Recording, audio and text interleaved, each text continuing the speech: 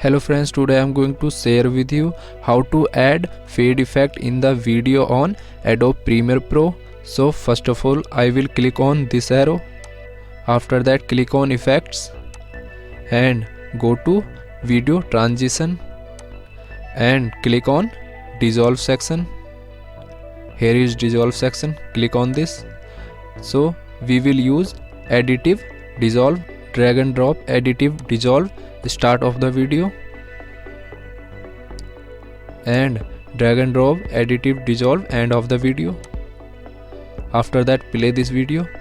So fade effect has been working successfully in start of video and end of the video. After that we will use different type of fade.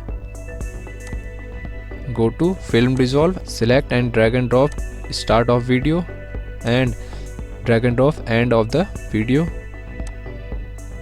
After that play this fade. So this fade has been working successfully in start of video and end of video. So in this way we can add fade effect on this video in Adobe Premiere Pro app.